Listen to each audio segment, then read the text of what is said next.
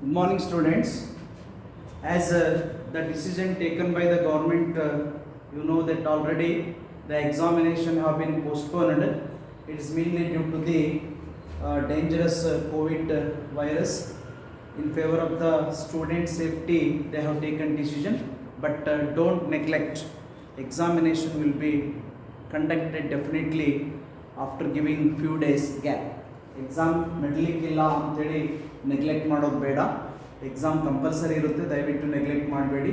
ಯಾವ ರೀತಿ ಪ್ರಿಪ್ರೇಷನ್ ಮಾಡ್ತಾ ಇದ್ದೀರೋ ಅದೇ ಟೈಪ್ ಪ್ರಿಪ್ರೇಷನನ್ನು ಮುಂದುವರ್ಸ್ಕೊಂಡು ಹೋಗಿ ನೆಗ್ಲೆಕ್ಟ್ ಮಾಡೋದು ಬೇಡ. As they given the instruction to continue in touch with the students by through the online or a YouTube classes. Therefore, today I will go for little rectification in the capsule which we provided you already. ಎಲ್ಲರೂ ಕ್ಯಾಪ್ಸುಲನ್ನು ತೆಗೆದುಕೊಂಡಿದ್ದೀರಿ, ಅದರಲ್ಲಿ minor ಕರೆಕ್ಷನ್ಸನ್ನು ಮಾಡಿ ತದನಂತರ ಹೋಗೋಣ. Page number 1 ಅನ್ನು ತೆಗೆದುಕೊಂಡ್ರೆ ಅಲ್ಲಿ they given importance to the packing efficiency. Packing efficiency, what they discussed regarding in a simple cubic lattice. In a simple cubic lattice, or you call as a primitive unit cell or primitive unit cell ಬಗ್ಗೆ ಕೊಟ್ಟಿರೋದು, it is completely acceptable. You can practice as it is. But the calculation of packing efficiency in the BCC or in the FCC, what they given, it is little incomplete according to me, because they have not taken into consideration of the Pythagoras theorem. Edge length a value ಅನ್ನು ಪಡೆದುಕೊಳ್ಳಬೇಕು ಅಂದ್ರೆ Pythagoras theorem ಪ್ರಕಾರ AC square is equals to AB square plus BC square ಅಂತ ಏನು ಹೇಳ್ತಿರಲ್ಲ, ಆ type triangle ಅನ್ನು ನಾವು ಕಲಿಸಿದ್ದೀವಲ್ಲ, ಆ ಒಂದು ಕಾನ್ಸೆಪ್ಟ್ ಇಟ್ಕೊಂಡು ನೀವು ಕ್ಯಾಲ್ಕುಲೇಷನ್ ಮಾಡ್ರಿ. ಕ್ಯಾಪ್ಸೂಲ್ದಲ್ಲಿ ಕೊಟ್ಟಿರ್ತಕ್ಕಂಥ the very less step is not accepted in the PU board valuation work. ಅದಕ್ಕೋಸ್ಕರ ನಾವೇನು ನಿಮಗೆ ರೆಗ್ಯುಲರ್ ಕ್ಲಾಸಲ್ಲಿ ಪ್ರಾಕ್ಟೀಸ್ ಮಾಡಿಸಿದ್ದೀವಿ, ಮೇಡಮ್ ಮಾಡಿಸಿದ್ದಾರೆ ಅಂತ ನಾನು ಕೂಡ ಮಾಡಿಸಿರಲಿಲ್ಲ, ಅದೇ ಮೆಥಡನ್ನು ಫಾಲೋ ಅಪ್ ಮಾಡಿ ಕಂಪ್ಲೀಟ್ ಮಾಡ್ತಾ ಹೋಗಿ. ಸಿಂಪಲ್ ಕ್ಯೂಬಿಕ್ ಲೆಟರ್ಸಲ್ಲಿ no problem, whereas in the body centred cubic lattice, in the face centred cubic ಲೆಟೈಸಲ್ಲಿ ಪೈಥಾಗೋರಸ್ ಥಿಯರಮನ್ನು ಅಪ್ಲೈ ಮಾಡಿ ಎಡ್ಜ್ ಲೆಂತ್ ಎ ವ್ಯಾಲ್ಯೂವನ್ನು ಪಡೆದುಕೊಂಡು ತದನಂತರ ವ್ಯಾಲ್ಯೂಮ್ ಆಫ್ ಯೂನಿಟ್ ಸೆಲ್ ಅನ್ನು ಪಡೆದುಕೊಂಡು ತದನಂತರ as it is packing efficiency equals volume of 4 atoms ಅಥವಾ volume of 2 atoms divided by total volume of unit cell into 100 ಇದೆಯಲ್ಲ, ಆ ಇಕ್ವೇಷನನ್ನು ಹಚ್ಚಿ ವ್ಯಾಲ್ಯೂ ಸಬ್ಸ್ಟಿಟ್ಯೂಟ್ ಮಾಡಿ ಸಿಂಪ್ಲಿಫೈ ಮಾಡಿದರೆ ಕಂಪ್ಲೀಟ್ ಮಾರ್ಕ್ಸ್ ಬರುತ್ತೆ. ಮತ್ತು ಡೈಗ್ರಾಮ್ ಹಾಕೋದು ಕೂಡ ಕಂಪಲ್ಸರಿ. ಅವರು ಕ್ಯಾಪ್ಸೂಲ್ದಲ್ಲಿ ಡೈಗ್ರಾಮ್ ಹಾಕಿದ್ದಾರೆ, ಆದರೆ ಪೈಥಾಗೋರಸ್ ಥಿಯರಮನ್ನು ಅಪ್ಲೈ ಮಾಡಿಲ್ಲ, ಅದಕ್ಕೋಸ್ಕರ ನೀವು ಪ್ರಾಕ್ಟೀಸ್ ಮಾಡಿರಿ. Coming to page number 8, what I said, this is information regarding page number 1. Coming to page number 8 comes under chemical kinetics.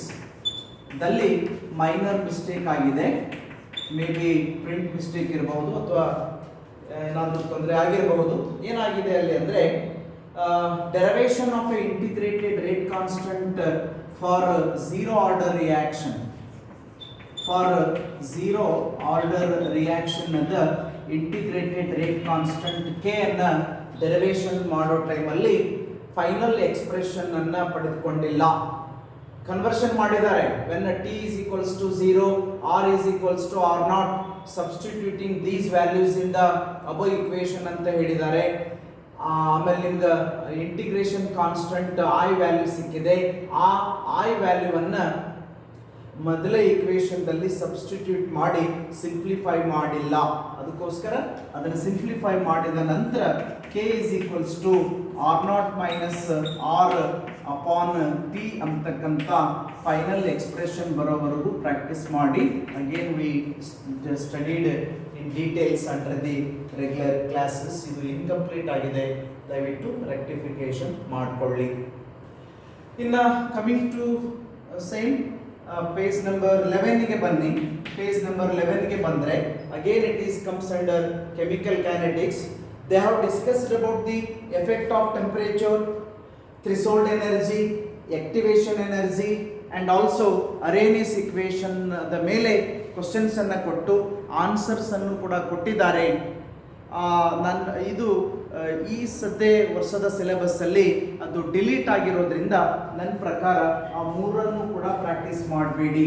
ಯಾವುದು ಅಂದರೆ ಎಫೆಕ್ಟ್ ಆಫ್ ಟೆಂಪರೇಚರ್ ಬೇಡ, ಆನಂತರ ಥ್ರೆಶೋಲ್ಡ್ ಎನರ್ಜಿ ಮತ್ತು ಆಕ್ಟಿವೇಶನ್ ಎನರ್ಜಿಗಳ ಬಗ್ಗೆ ಪ್ರಾಕ್ಟೀಸ್ ಮಾಡಬೇಡಿ. ಆನಂತರ ಇಂಪಾರ್ಟೆಂಟ್ ಮಾಡೋದು ಬೇಡ ಅಂದರೆ ಅರೇನಿಯಸ್ equation, that is K is equals to A into E to the power minus A upon RT ಅಂತಕ್ಕಂಥ equation they have mentioned. Please don't study these three concepts under chemical kinetics because for this year it has been deleted. Clear? No changes in the solids. ಕೊಟ್ಟಿದ್ದಾಗೆಲ್ಲ details ಕೊಟ್ಟಿದ್ದನ್ನೇ practice ಮಾಡಿ ಅದೊಂದಿಷ್ಟು Pythagoras theorem apply ಮಾಡ್ರಿ. Next chemical ಕೈನೆಟಿಕ್ಸ್ಗೆ ಬಂದರೆ zero order reaction ಅದ velocity constant ಅಥವಾ integrated rate constant k expression complete ಆಗಿಲ್ಲ, ಇನ್ಕಂಪ್ಲೀಟ್ ಇದೆ. ಅದು k is equals to R0 minus square bracket R upon p ಅನ್ನೋ ಫೈನಲ್ ಎಕ್ಸ್ಪ್ರೆಷನ್ ಬರೋವರೆಗೂ ಕಲ್ತ್ಕೊಡ್ರಿ. ಇನ್ನು ಪೇಜ್ ನಂಬರ್ 11ಗೆ ದಲ್ಲಿ ಕೊಟ್ಟಿರ್ತಕ್ಕಂಥ effect of temperature, threshold energy, activation energy ಮತ್ತು ಅರೇನಿಯಸ್ ಇಕ್ವೇಶನ್ ಅನ್ನು ಪ್ರಾಕ್ಟೀಸ್ ಮಾಡೋದು ಬೇಡ. Coming to page number 20, what they mentioned, interconversions of chromite into dichromate reactions they have mentioned. It is not there in the syllabus. Chromite into dichromate conversion is not there in the syllabus. Therefore, don't practice because the preparation and properties of K2Cr2O7 and preparation and properties of the KMNO4 both have been deleted. Therefore, there is no question of asking on that concept. Either preparation or the properties should not be asked. Therefore, don't practice conversion of chromite into dichromate ಅಥವಾ dichromate into chromite the conversion ಅನ್ನು practice ಮಾಡಬೇಡಿ. That is comes under D and F block elements. Coming to page number 25, mechanism of the conversion of ethene into ethanol is given in the capsule. It is not included for this year syllabus. ಈ mechanism ಅದ steps ಅನ್ನ practice ಮಾಡಬೇಡಿ. ಅದರ ಬದಲಾಗಿ conversion of ethanol into ethene we have discussed in details, having 3 steps that should be practiced. It is there in the syllabus for 3 marks and very important question also. Then coming to page number 33,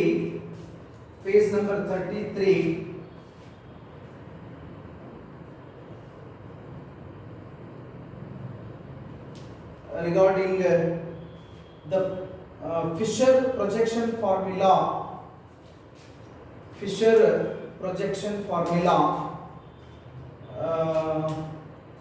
they given wrongly and those projection formula are not there for syllabus. Andre open chain structure for glucose fructose ಅನ್ನು ಕೊಟ್ಟು ಅದರ ಕೆಳಗೆ projection formula ಅಂತ type ಮಾಡಿದ್ದಾರೆ. It is wrong, ಅದು ತಪ್ಪು. ಅದು ಕೊಟ್ಟಿದ್ದು open chain structure. Projection formula ಆಗಬೇಕಾಗಿತ್ತಂದ್ರೆ ರಿಂಗ್ ಸ್ಟ್ರಕ್ಚರನ್ನು ಎಮಿಲ್ ಫಿಶರ್ ರಿಂಗ್ ಸ್ಟ್ರಕ್ಚರ್ ಕೊಡಬೇಕಾಗಿತ್ತು. ಅದು ಕೊಡೋದು ಬೇಡ, ಅದು ನಮ್ಮ ಸಿಲೆಬಸ್ಸಲ್ಲೆಲ್ಲ ಕಲಿತ್ಕೊಳ್ಳೋದು ಬೇಡ. ನೀವು ಮುಖ್ಯವಾಗಿ ಕಲಿತ್ಕೋಬೇಕಾಗಿದ್ದು ಕಾರ್ಬೋಹೈಡ್ರೇಟ್ಗೆ ಸಂಬಂಧಪಟ್ಟ ಹಾಗೆ ಕೇವಲ ಮೋನೋಸೆಕರೈಡ್ಸ್ಗೆ ಸಂಬಂಧಿಸಿರ್ತಕ್ಕಂಥ ಗ್ಲೂಕೋಸು, ಗೆಲೆಕ್ಟೋಸು ಮತ್ತು ತುಂಬ ಇಂಪಾರ್ಟೆಂಟ್ ಫ್ರಕ್ಟೋಸ್ಗಳ ಹಾವರ್ತ್ ಸ್ಟ್ರಕ್ಚರ್ ಅನ್ನು ಕಲ್ತ್ಕೊಳ್ಬೇಕು. Haworth structure, it may be a pentagonal, it may be a hexagonal. That for pentagonal we are calling them as a Fireno's structure. Fireno's structure is there in the syllabus, and also Pyrano's structure are also there in the syllabus. You must practice those and don't practice Emil Fischer structure. You should not be there, it is not there in the syllabus. ಇವು ಕೆಲವಿಷ್ಟು ಸ್ವಲ್ಪ ಮಟ್ಟಿಗೆ ತಪ್ಪಾಗಿ print ಆಗಿರ್ತಕ್ಕಂಥವುಗಳಾಗಿದೆ. ಇನ್ನು briefly if you want to say, if we are already in the position to face the examination, what are the preferable topics for the student, those who are average and below average ಸ್ಟೂಡೆಂಟ್ಗೆ ಸಂಬಂಧಪಟ್ಟ ಹಾಗೆ ಕೆಲವಿಷ್ಟು ಮಾಹಿತಿಯನ್ನು ಹೇಳೋದಾದರೆ, part 1, part 2, it is based on your capacity, that we cannot say definitely. Then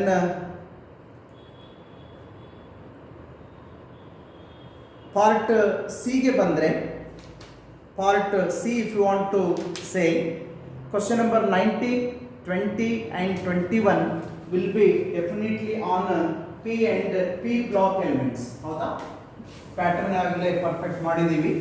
old question ಪೇಪರ್ನ refer ಮಾಡಬೇಡಿ at present, ಪ್ರಾಕ್ಟೀಸಿಗೋಸ್ಕರ ಮಾಡ್ಕೊಳ್ಳಿ. ಆದರೆ question paper ಪ್ಯಾಟರ್ನೇ ಗೊತ್ತಾಗಬೇಕು ಅಂದರೆ ನಾವು 3 ಮಾಡೆಲ್ ಪೇಪರ್ಸನ್ನು DDPU ಆಫೀಸಿಂದ ಅಪ್ಲೋಡ್ ಮಾಡಿದ್ವಿ, ಒಂದಾಗಲೇ ಡಿಸ್ಕಸ್ ಮಾಡಿದ್ದೀವಿ, ಇನ್ನೆರಡು ಬರೀಲಿಕ್ಕೆ ಹೇಳಿದ್ವಲ್ಲ, ಅದ್ರ ಪ್ರಕಾರನೇ ಹೋಗಬೇಕು. Question number 9, part C I am saying, question number 19, 20 and 21 will be from P block elements.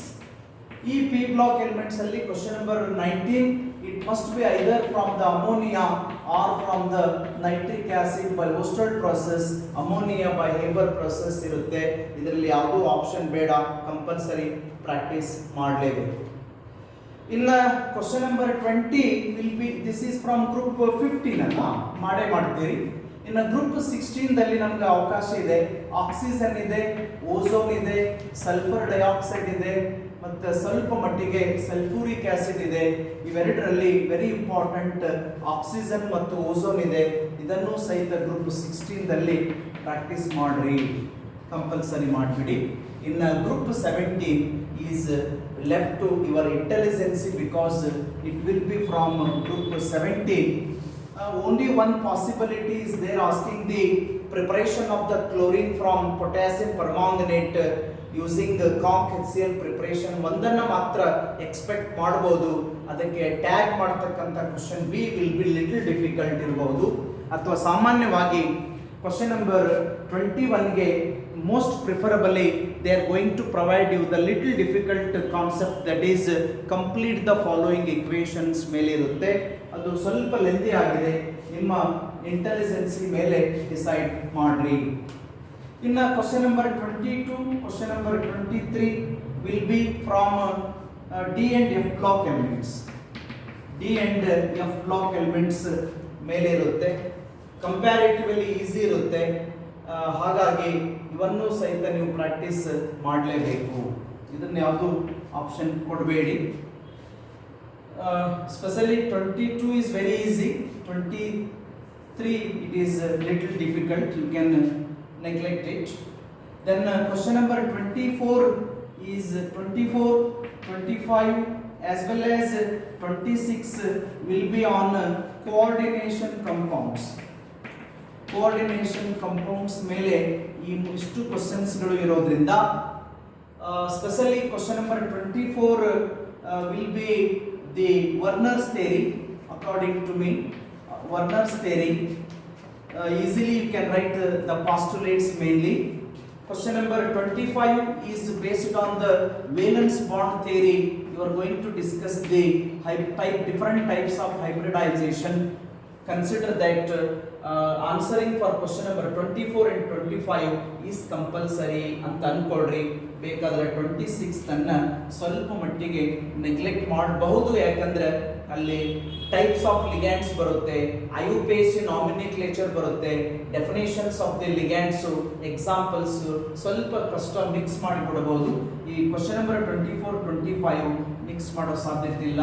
ವರ್ನರ್ಸ್ theory ಮತ್ತು ವೇಲೆನ್ಸ್ ಬಾಂಡ್ ಥಿಯರಿ ಕಂಪಲ್ಸರಿ ಮಾಡೋದಾದ್ರೆ question number 19 you have did, 20 you have did, 2 ಆಯಿತು, 22 ಮಾಡಿದ್ರಿ, ದೆನ್ 3 ಆಯಿತು, 24 25 ಕಂಪಲ್ಸರಿ ಮಾಡಿದರೆ you will get 15 out of 15, though you are little less importance if you are giving for question number 21 23 and 26. ಮೂರನ್ನ ಎಷ್ಟು easy ಇದ್ದಿದ್ದು ಬಂದರೆ answer ಮಾಡಿ attend ಮಾಡಿ, ಅಕಸ್ಮಾತ್ ಡಿಫಿಕಲ್ಟ್ ಬಂದರೆ ಅವಾಯ್ಡ್ ಮಾಡ್ಬೋದು. ಬಟ್ 19 20 ಕಂಪಲ್ಸರಿ, 22 24 25 ಕಂಪಲ್ಸರಿ ಮಾಡಿ, ಇನ್ನು ಉಳಿದಿದ್ದನ್ನು ಸ್ವಲ್ಪ ಕಡಿಮೆ ಇಂಪಾರ್ಟೆನ್ಸನ್ನು ಕೊಡಬಹುದು. ನೆಕ್ಸ್ಟ್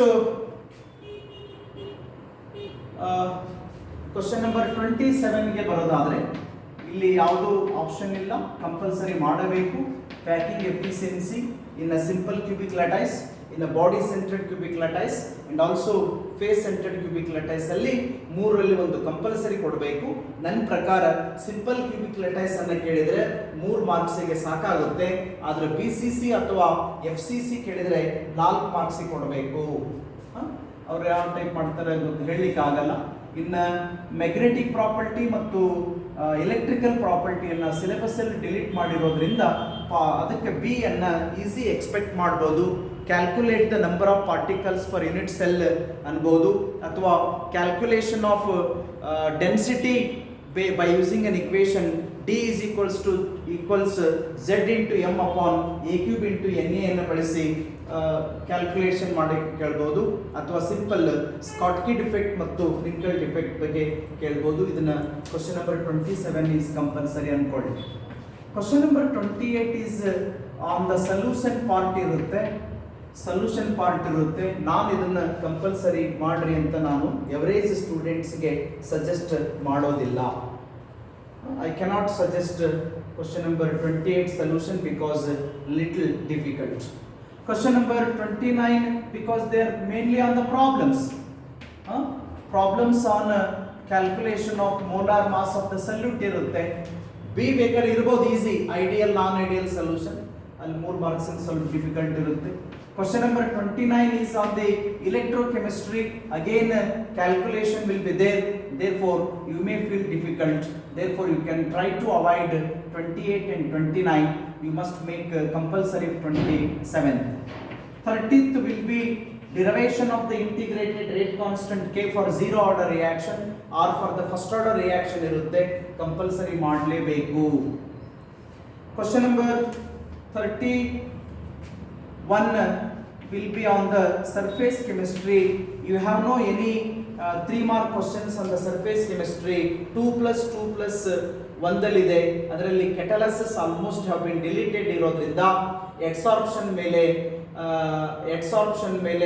3 ಮಾರ್ಕು, ಆನಂತರ ಕೊಲೈಡ್ಸ್ ಮೇಲೆ 2 ಮಾರ್ಕು, ಅಥವಾ ವೈಸ ವರ್ಸ adsorption ಮೇಲೆ 2 ಮಾರ್ಕು, ಕೊಲೈಡ್ಸ್ ಅಲ್ಲಿನೇ 3 ಮಾರ್ಕ್ಸ್ ಕೇಳಲಿಕ್ಕೆ ಸಾಕಷ್ಟು ಆಪ್ಷನ್ ಇದೆ, ಪ್ರಾಬ್ಲಮ್ಸ್ ಇರಲ್ಲ, ಕಂಪ್ಯಾರಿಟಿವ್ಲಿ ಈಸಿ ಇರೋದ್ರಿಂದ ಈ ಪಾರ್ಟ್ D4 ದಲ್ಲಿ ಆನ್ಸರ್ ಎನಿ 3 ಅಂತ ಕೊಟ್ಟಿರ್ತಾರೆ. ನನ್ನ ಪ್ರಕಾರ 27 30 ಮತ್ತು 31st ಕಂಪಲ್ಸರಿ ಮಾಡ್ರಿ. 28 ಮತ್ತು 29 is left to your intelligence. Then part D5 ಗೆ ಬಂದ್ರೆ you know that it is purely organic chemistry. 32 A and B you must practice because SN1 mechanism ಅನ್ನು ಕೊಡಬೇಕು. SN1 mechanism ಅನ್ನು ಕೊಟ್ಟು ಅದಕ್ಕೆ ನೇಮ್ಡ್ ರಿಯಾಕ್ಷನ್ಸ್ ಅನ್ನ ಇನ್ಯಾವುದೋ ಲಿಟಲ್ ಡಿಫಿಕಲ್ಟ್ ಕೊಡಬಹುದು. Question number 33 this is 32 is on halo alkanes and halo arenes compulsory ಮಾಡಿ. 33 is on alcohol, phenol as well as ethers ಇರುತ್ತೆ, ಅದರಲ್ಲಿಯೂ ಸಹಿತ mechanism may be expected from conversion of ethanol to ethene you should practise. ಇಲ್ಲಿ Williamson's reaction ಅನ್ನ, ಇನ್ಯಾವುದು Kolbe's ರಿಯಾಕ್ಷನ್ನು, Reimer Tiemann ರಿಯಾಕ್ಷನ್ನು ಅನ್ನ ಟ್ಯಾಗ್ ಮಾಡಬಹುದು. 32 ಕಂಪಲ್ಸರಿ, 33 ಕಂಪಲ್ಸರಿ ಮಾಡಿ.